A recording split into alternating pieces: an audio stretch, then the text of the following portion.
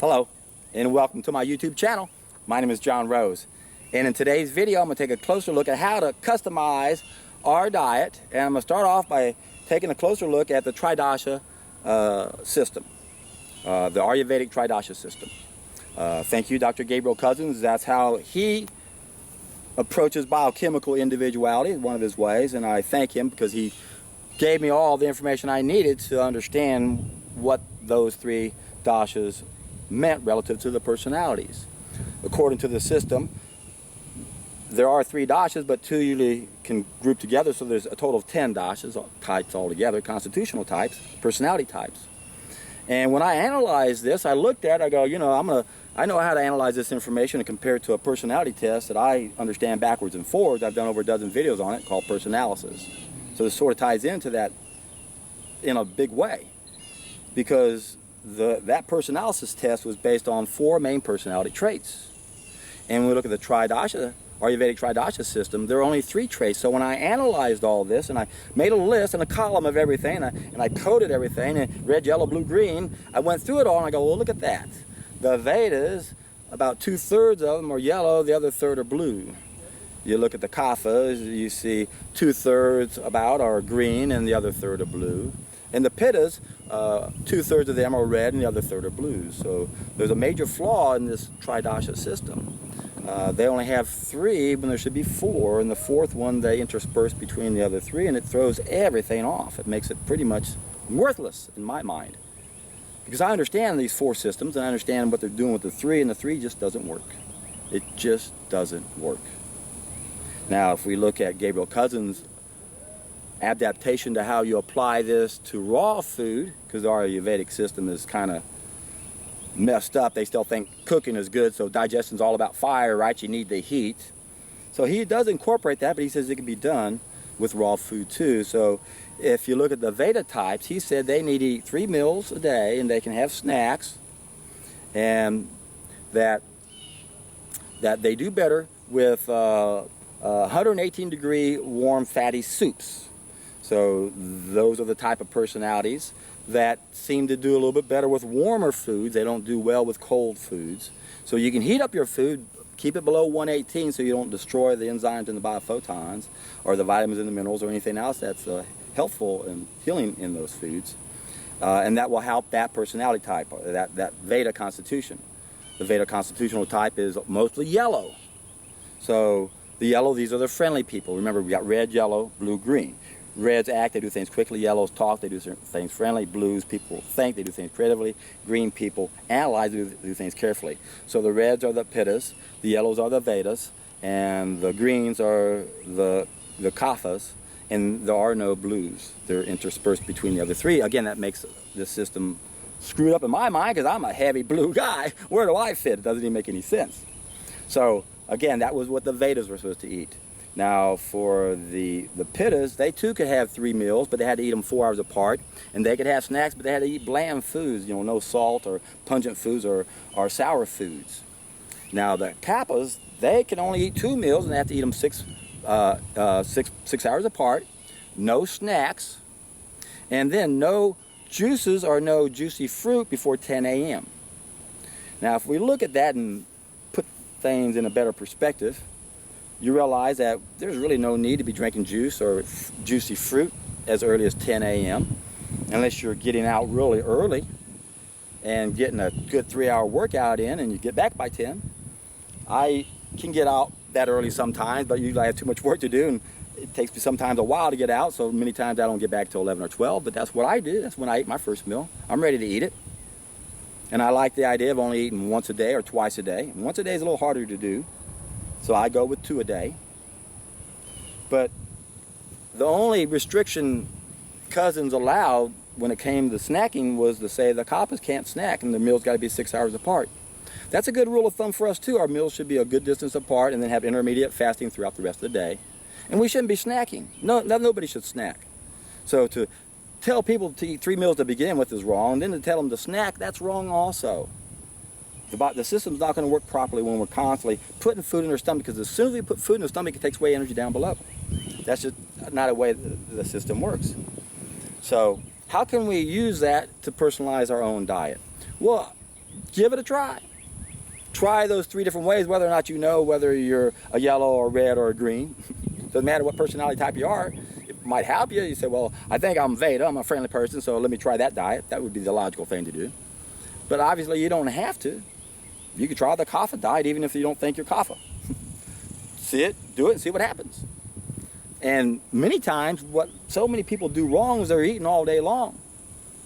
They're eating within a couple hours. And many times that's because of the microbiome. Again, you don't put new wine in an old container.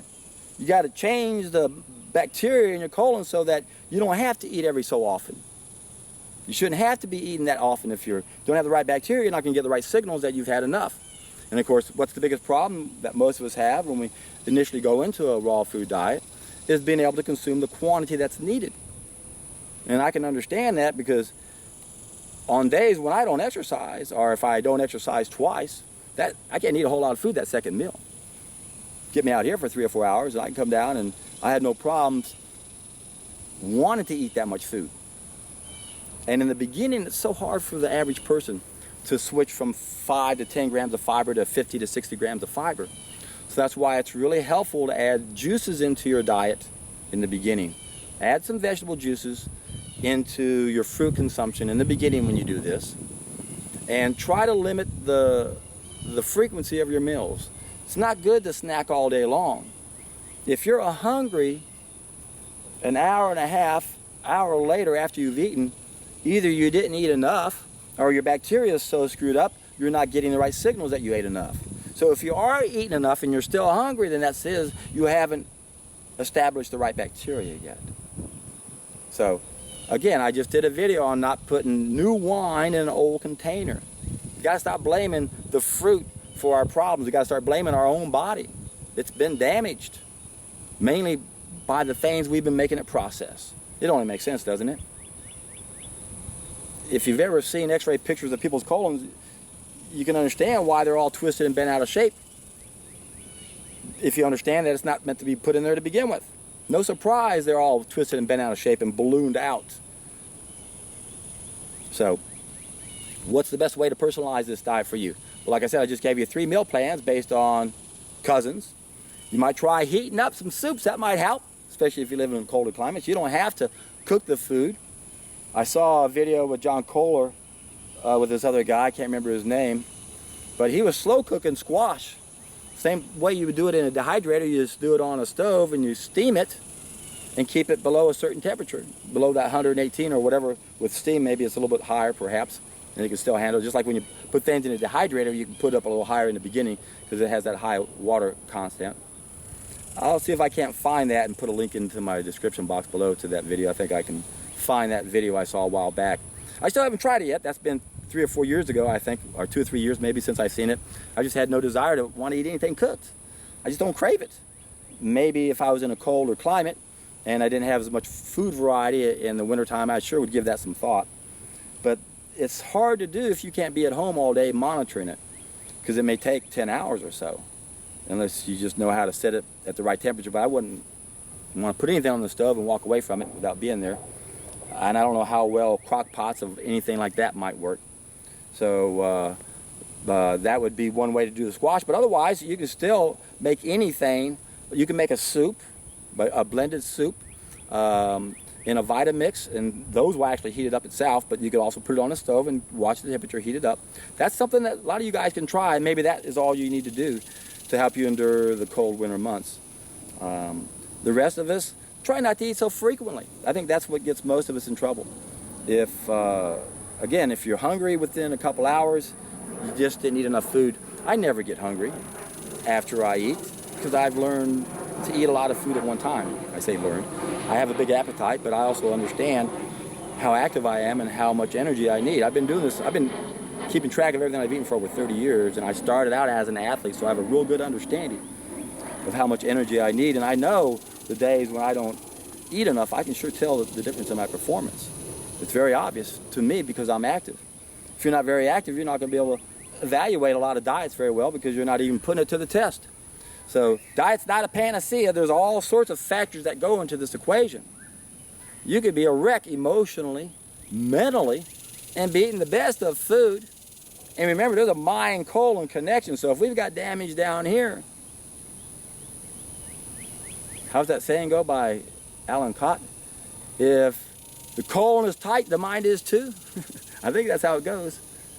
Because they're connected. They're neurotransmitters down there in our gut. So it's important that we establish a healthy microbiome.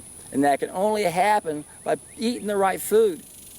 If you're switching off and going back to the old food and coming back to the right food and you struggle, it's going to be because that microbiome is in conflict and you're not giving it what it needs consistently.